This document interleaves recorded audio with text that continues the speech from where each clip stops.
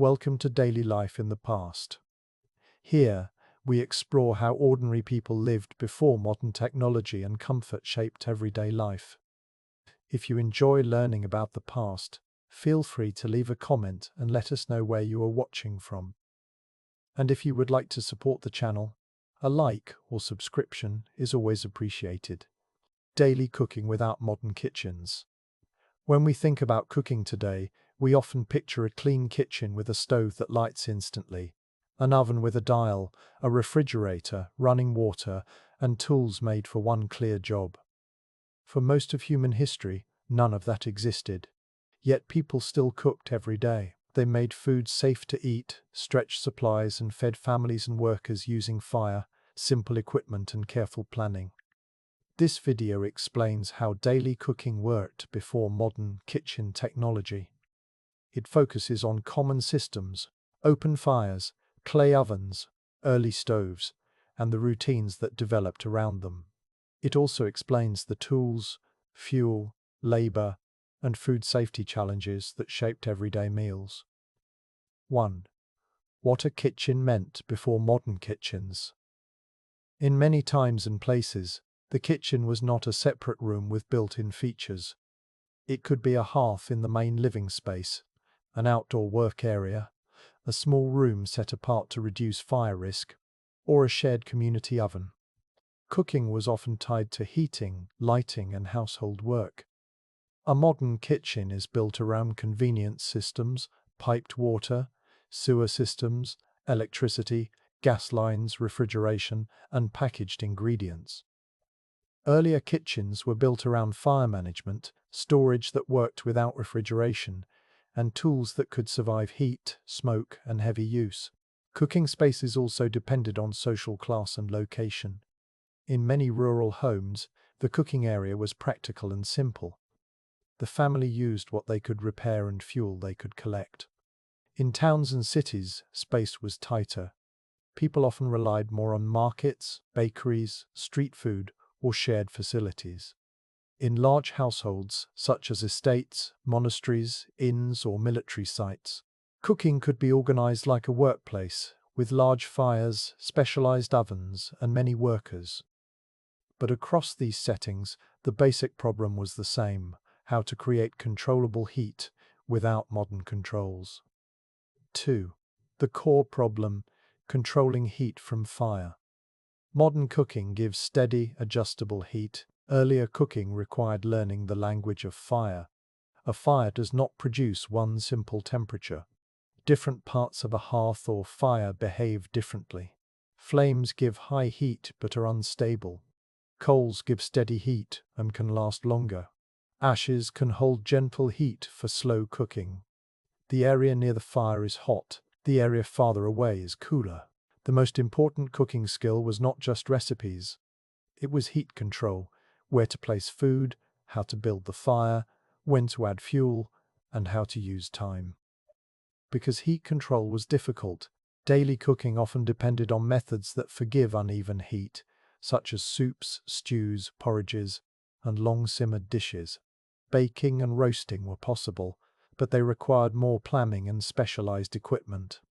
Third, fuel, the hidden technology behind daily meals. Before modern energy systems, cooking depended on what people could burn. Common fuels included wood, widely used where forests or managed woodlots were available. Wood burns with flame first, then forms coals. Charcoal, made by heating wood with limited oxygen. It burns hotter and cleaner than raw wood, with less smoke, but it takes extra labor to produce. Coal, used in many regions, especially later in history and in industrial areas. It burns long and hot, but can be dirty and needs proper ventilation. Dung and dried plant matter, used in regions where wood was scarce. These fuels can burn steadily, but often produce smoke and require drying and storage. Cooking fuel shaped diet and daily routine. If fuel was scarce, people favored one-pot meals, quick breads, or shared baking systems that used one large firing to cook many loaves. Fuel also shaped the schedule. You could not always turn on heat. You built a fire, waited for it to reach the right stage, used it for several tasks, then let it die down. A good cook tried to use heat efficiently, cooking multiple items as the fire moved from high heat to low heat. 4. The open hearth, the everyday cooking center. For a long time in many regions, the center of cooking was the open hearth. This could be a fire on a simple floor hearth, a fire in a stone or brick fireplace, or a fire in a shallow pit. An open hearth could do many jobs: boiling water, cooking soups and stews, heating the home, providing light, drying foods near the warmth. But it also created constant problems. Smoke and soot affected the room and the cook. Ash and sparks could cause burns or fires. Heat was hard to regulate. Cooking required attention and physical effort. In many homes, smoke control improved over time. Chimneys, hoods and flues helped move smoke out. But even with a chimney, the hearth area remained dirty by modern standards. Walls, beams and cookware could become coated with soot and grease. 5. How pots were held over fire. A key challenge was supporting a pot safely at different heights. Common solutions included hanging pots from hooks and chains. A pot could hang above the fire. Raising or lowering it changed the heat. Trammels and adjustable hooks. These let a cook set a pot at several heights. Fireplace cranes, hinged iron arms mounted near the hearth that could swing pots in and out of the fire area. This reduced burns and made it easier to manage several pots. Tripods, a three-legged stand over the fire, useful outdoors or where hanging systems were not available. Trivet small, stands that lifted a pot above coals. These tools show an important fact. Before thermostats, cooks controlled heat mainly by distance from the fire. 6. Common cookware and why it mattered. Cookware had to survive direct heat and rough handling. Much of it was heavy. Common items included cauldrons and kettles, large metal vessels for boiling and stewing. Cast iron pots, durable, heat-holding, and suited for colds. Earthenware pots, used in many cultures, they can be excellent for slow simmering but may crack if heated too quickly. Skillets and griddles, used for frying or cooking flatbreads. Spits for roasting, a rod holding meat near the fire. Turning it evenly was labor. Lids designed for coals, some pots and pans were shaped so coals could be placed on top, turning the pot into a small oven. The material mattered because it affected how food cooked. Thick iron holds heat and evens out temperature changes. Thin metal heats quickly but can burn food when the fire flares. 7. Cooking methods that fit hearth life. Because hearth heat was uneven and unpredictable, certain methods became daily standards. Boiling and simmering. Boiling was reliable because water limits temperature to around the boiling point. That made it easier to avoid burning food. Soups, stews, broths and porridges were common not only because they were filling, but because they matched the technology. A pot could simmer at the edge of the fire for hours. This allowed tough cuts of meat, dried beans, and grains to soften. Roasting. Roasting near a fire required controlling distance and turning the food. In larger kitchens, a cook might use a spit system. In some places, turning could be done by hand. In others, a mechanical roasting jack might help. Even when such devices existed, roasting still demanded attention. Grilling and toasting. Grilling was possible over coals, especially outdoors. Toasting bread might be done near the hearth with long forks, or by placing bread on a heated surface. Frying. Frying needs controlled heat and fat.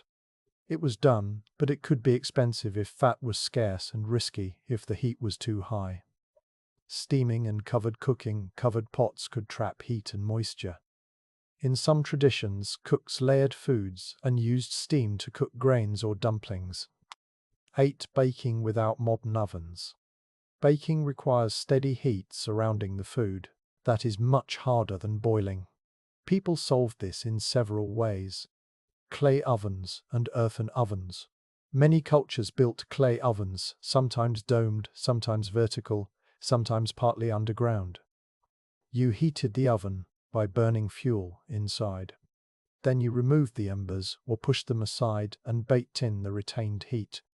This approach has several advantages. Once hot, the oven holds heat well. It can bake many loaves in one firing. It works without metal parts. But it requires planning and skill. The cook must judge when the oven is hot enough, when it is too hot, and how long the heat will last. Community ovens and shared baking. In some European settings, bread baking could be tied to communal ovens. In many villages, baking was not done daily in every home. Instead, families prepared dough and baked in batches, sometimes using a shared oven. This saved fuel and reduced fire risk. In other places, village bakeries served a similar role. People might bring dough or prepared dishes to be baked in a professional oven, using the baker's steady heat. Pot baking and oven pots. A smaller oven effect could be created with a heavy-lidded pot surrounded by coals. This could bake bread, pies, or casseroles, even without a built-in oven. 9. Water, washing, and cleanliness. Modern kitchens rely on running hot water, soap, and easy cleaning surfaces. Earlier kitchens did not. Water had to be carried, drawn from wells, collected from rain, or taken from rivers. Hot water had to be heated. Cleaning cookware meant scraping burned food, boiling water to loosen residue, using sand, ash, or plant fibers as abrasives, drying items carefully to prevent rust or mold. Wooden tools and boards could absorb moisture and smells. Earthenware could hold flavors. Iron could rust. Keeping a cooking area reasonably clean took time. Cleanliness also mattered for pests. Without sealed packaging and modern pest control, stored food attracted insects and rodents. Many homes used physical barriers, hanging storage, and careful containers to reduce loss. 10. Storage without refrigeration. Daily cooking was shaped by what could be stored safely. Common storage methods included drying. Grains, herbs, fruits, and strips of meat could be dried. Salting. Salt draws moisture out and slows spoilage, used for meats, fish, and some vegetables. Smoking. Smoke compounds and drying help preserve meat and fish. Fermentation. Turning milk into cheese or yogurt. Cabbage into sauerkraut, grains into beer, soy into sauces, and many other examples. Pickling, using salt brine or vinegar. Cool storage, cellars, shaded rooms, spring houses, and buried storage helped keep food cooler. Because fresh food spoiled quickly, people often cooked what they had to use soon, while preserved foods served as a safety net. This helps explain why stews, potages, and soups were common. They could combine small amounts of meat with grains, legumes, and vegetables, and they worked well with preserved ingredients. 11. Ingredient preparation, the work before the cooking. Modern kitchens hide much of the labor through processed foods and appliances. Earlier cooking involved heavy preparation. Grinding and milling grain had to be turned into flour or meal. In some periods this could mean hand grinding with stones. In other times and places, people relied on community mills powered by water, wind, animals, or larger hand-powered devices. The difference was important. If you had to grind grain by hand every day, cooking routines were built around that workload. Cleaning and sorting. Grains and legumes often needed sorting to remove stones and debris. Vegetables needed washing with limited water. Herbs had to be gathered, dried, and stored. Butchering and processing meat. If a family raised animals or bought whole animals, they had to manage butchering, rendering fat into usable cooking fat. Salting or smoking parts that would not be eaten immediately. Making broths from bones. In many households, little was wasted because replacement was costly. 12. The daily rhythm of fire-based cooking. Cooking was not only about meals, it was about managing heat through the day. A typical pattern in a half-based home could include morning, revive coals from the previous night if possible, or start a new fire. Heat water. Prepare a simple meal such as porridge, bread with toppings, or leftovers. Midday. If the day's main meal was at midday, the fire might be strongest then. This allowed boiling, frying, or quick baking. Evening. Use remaining heat for soups, stews, or warming. Let the fire die down safely. In many places, cooks saved effort by keeping embers alive rather than starting from scratch. But holding embers safely required knowledge and care. 13. Cooking spaces, indoor, outdoor, and seasonal changes. Where people cooked could change with season. In hot weather, cooking outdoors reduced indoor heat and smoke. In cold weather, indoor cooking helped heat living areas. In rainy seasons, covered areas and stable fuel storage mattered. Some homes had outdoor ovens or separate cooking buildings to reduce fire risk. Others cooked in a main hall or main room for warmth. Seasonal work also affected diet. Harvest seasons brought fresh foods and opportunities for preserving. Winter relied more on stored grains, dried foods, salted meats, and root vegetables. 14. The transition from hearths to stoves and ranges over time. Many regions shifted from open hearth cooking to enclosed stoves and ranges, especially during the 18th and 19th centuries in parts of Europe and North America. An enclosed stove changed daily cooking in several ways.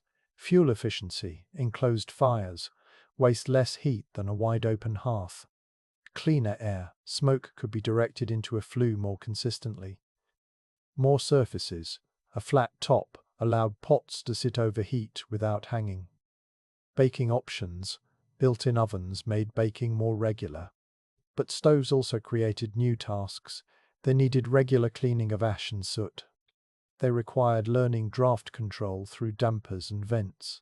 They still needed fuel feeding, especially with wood. In the 19th century, cast iron cookstoves became common in many places. They concentrated heat and made cooking more controlled than an open fireplace, though they could still be difficult to manage. Coal-burning stoves, where available, could burn longer with less constant feeding, but they required suitable chimneys and created their own kinds of dirt and smoke. Even as stoves spread, older methods did not disappear overnight. Many homes used a mix of techniques depending on fuel, climate, and income. 15 simple tools, many uses. Without electric gadgets, kitchen tools were often multi-purpose. Knives did most cutting. Wooden spoons stirred thick foods without burning hands. Mortars and pestles crushed spices and grains. Sieves and cloth strained liquids. Hearth brooms and shovels moved ash and coals. Heavy pots served as both cooking vessel and storage. Because tools were costly, people repaired them. Handles were replaced. Pots were retinned or patched. Skills like sharpening, mending, and basic metalwork affected kitchen success. 16. Measuring, timing, and recipe knowledge. Modern cooking relies on exact time and measurement. Earlier cooking often relied on experience and observation. Instead of 350 degrees for 30 minutes, cooks might judge by how a fire looked and sounded, the color of embers, how quickly water simmered, the smell of baking bread, the way dough felt, the browning of a crust. Timing could be measured by routine tasks, daylight, or church bells in some communities. In wealthier homes, clocks were available earlier, but daily cooking still depended on heat conditions. This is one reason why cooking knowledge was often passed through practice rather than written instructions. 17. Diet and everyday food in fire-based kitchens. Cooking technology influenced what people ate day after day. Many daily meals centered on grains, wheat, rye, barley, oats, maize, rice, millet, or other local staples. Legumes, beans, peas, lentils, chickpeas. Vegetables, especially hardy or storable kinds like onions, cabbage, root vegetables, and greens when in season. Fats, animal fat, butter, olive oil, sesame oil, or other regional fats. Small amounts of meat or fish, often preserved, or used more as flavor than as a large portion. Bread or porridge was common because grain stores well and can be cooked with simple heat. Soups and stews were common because they stretch ingredients and match hearth cooking.